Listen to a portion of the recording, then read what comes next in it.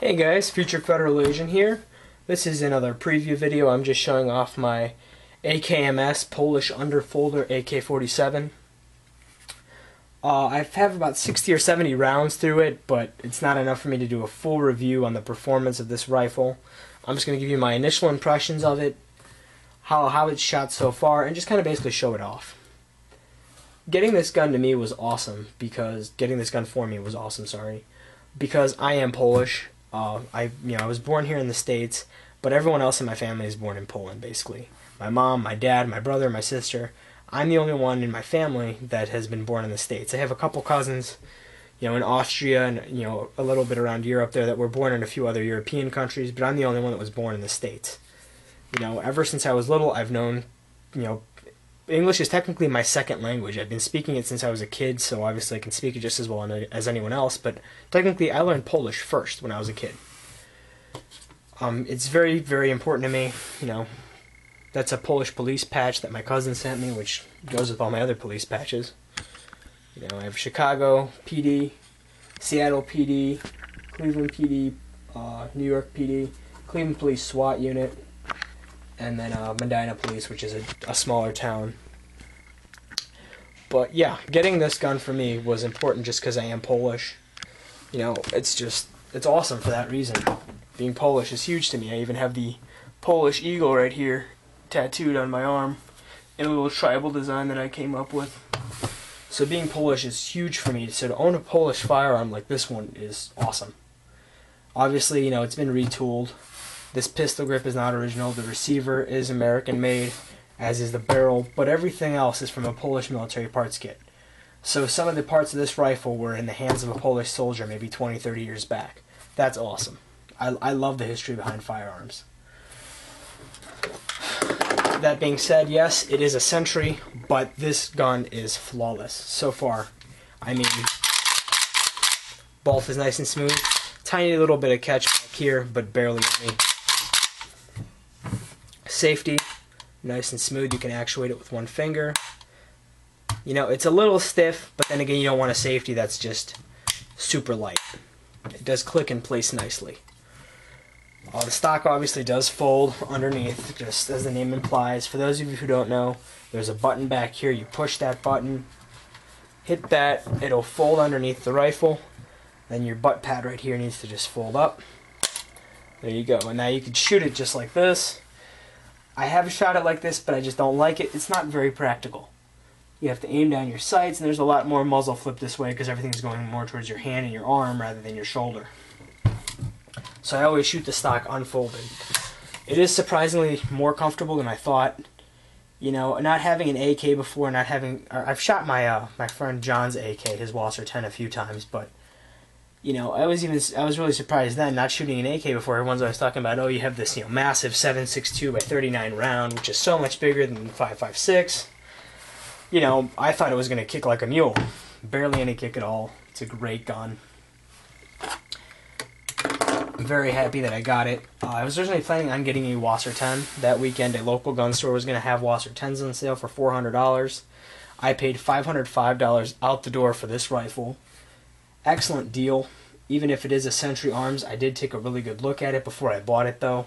I do want to do a video on buying from Sentry Arms, what to look for. And even, even if it's not a Sentry Arms, if it's an Inner Arms or an Arsenal, obviously if you're buying an Arsenal, everything's new. Everything is nicely finished, but it doesn't mean you can't have a good look around before you buy the rifle. So I want to go ahead and do a video on that. This AK is pretty much my go-to rifle right now. Even though I did buy that AR-15 last week, like I said, it doesn't have any sights on it, and there's still a lot of work I want to do on it before I can really make it my official go-to rifle. Another really important factor of that is having ammunition on hand. I don't have very much .223 and 5.56 on hand. I have about 60 rounds of each. 60 of 5.56, 60 of .223. Nowhere near enough. I have about 560 rounds for this rifle.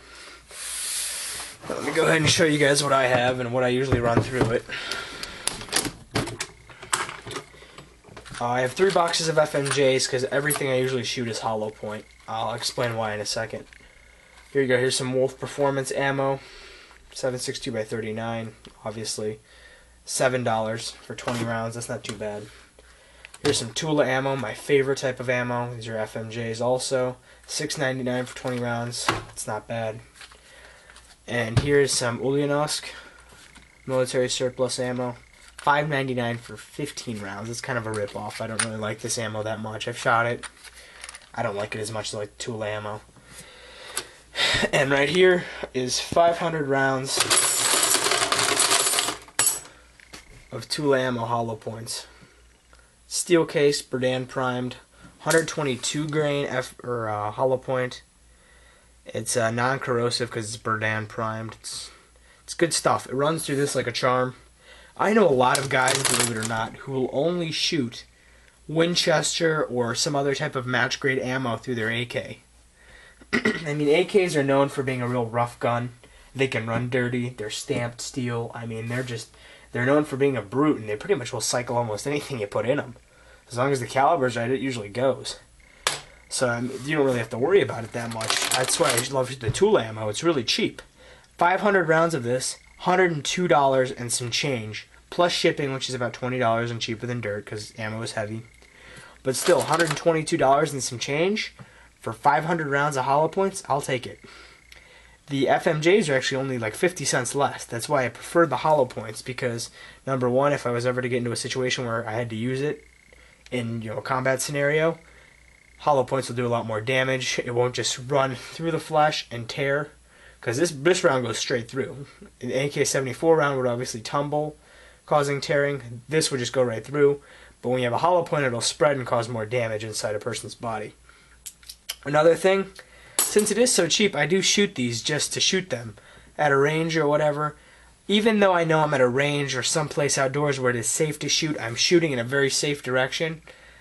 Something, I don't know, I just feel safer with hollow points because I know that they're going to hit something and spread and they're not going to keep flying. Because I have shot trees, big chunky trees like this that are that thick.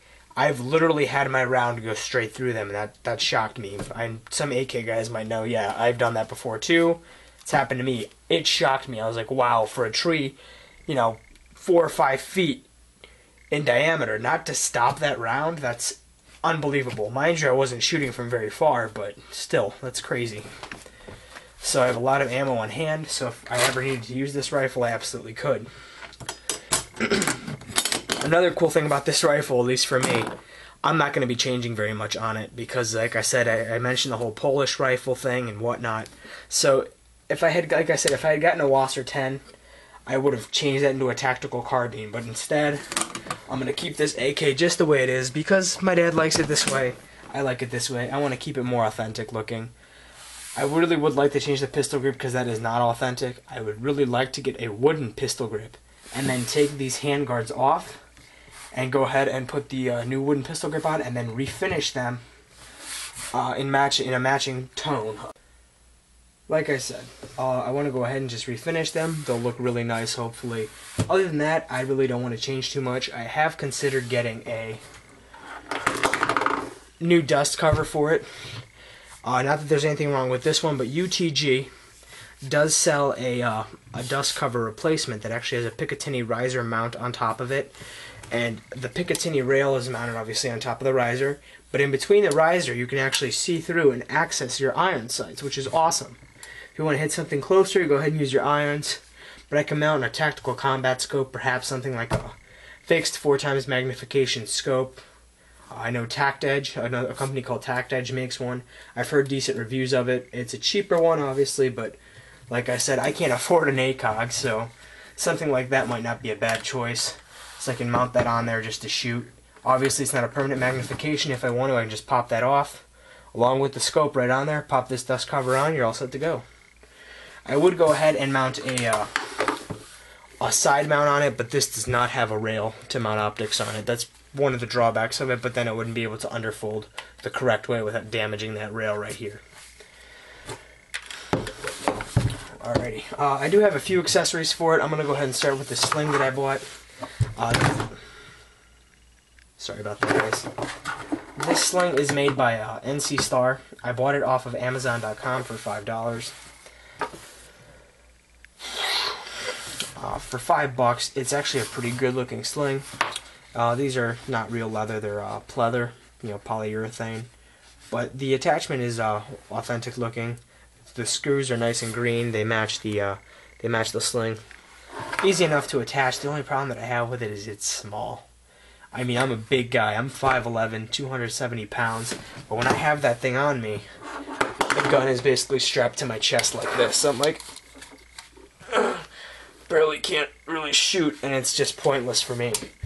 I love this gun. It looks good with the sling on it. I do put it on there just for looks sometimes, but I do go out and shoot this gun, so I really would like something functional.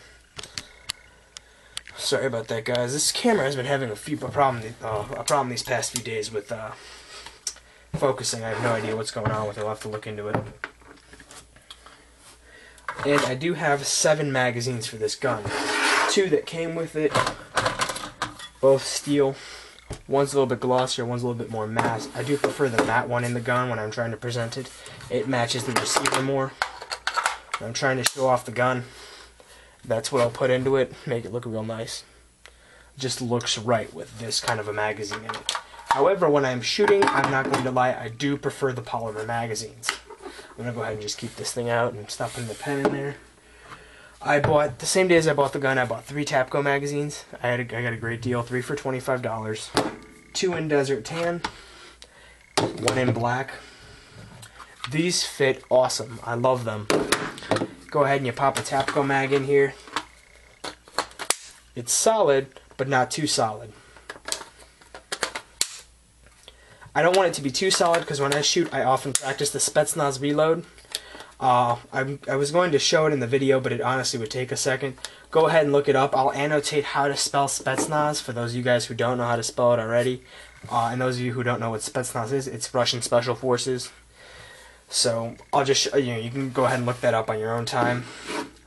But the one problem I have with this magazine, this black Tapco magazine, is it's very loose, unlike the tan magazines. And what I've seen inside the magazine here, or not inside, but on the side of the magazine, is if you look at the tan magazines, they have this little triangular section right here, and what you can see is by that triangular section, the plastic pops out just a tiny little bit, like a 32nd of an inch. You don't have that on the black, so I guess it's a little bit thinner from side to side. Not that big of a deal. It feeds fine, but it's just loose like that. I just don't like that. And I also have 2 Pro Mags. A lot of guys don't like Pro Mags. I can understand why, but I did get these for free. My friend John was nice enough to give them to me. So if you're going to give me something for free, heck, I'll use them. I have both of them. One of them is broken and one of them is not. I'm not sure which is which. Let's go ahead and check. This is the real stiff one. And you cannot do the Spetsnaz reload with this one. I do not like it. I have to break it in yet. They were initially both like this. As you can see, after you break it in, no problems. I think that people give these things way too much heat. They're really not that bad. I've shot with them. They feed reliably. They're not bad at all. People always give them crap, but I really don't mind the Pro Mags too much. Last but not least, I did buy a bayonet for this gun. Just kind of for looks. I bought this, believe it or not, for $7 off of Amazon.com. It was in as-found condition. What that means is basically just you may get a better one, you may get a worse one. This one came in really good condition. This one, the only real problem with it is it does not have the strap that goes right here on the back that would be used for handling it better. And there should be a strap right here attached to this hook on the sheath. That's not there either. Other than that, no problems with it at all. I love it a lot. For $7, basically about $10 shipped to my door. It's great. Really sharp. Holds the edge well. I've actually used this saw back on the back here to cut down a small tree just when I was trying it out. Let me go ahead and just demonstrate this on the rifle. You have to have a muzzle nut protector if you don't have a muzzle brake on there, or your standard slant muzzle brake most of the time to actuate this. If you have an AK-74 style or one of those flashy Tapco muzzle brakes, it will not work. You need to slip this ring over your muzzle brake here and make sure that your the bottom of your bayonet here goes onto this rail underneath. You do not have to take off the cleaning rod for this. Slap that on. It is very secure. I do put this on sometimes in my shooting just because it does prevent muzzle flip. Really awesome. More for looks. I mean, I really wouldn't use this anytime. I mean, even if I was in a firefight, I'd rather shoot than run up and stab, but still pretty awesome. And it does a decent job of reducing muzzle flip. You don't see that much of a difference. But yeah, guys, that's about it. Once I get a few more rounds to this gun, I'll be happy to do a full review on it and show you guys some clips of me shooting and whatnot. But for now, that's it. Thanks a lot for watching. Please subscribe and rate.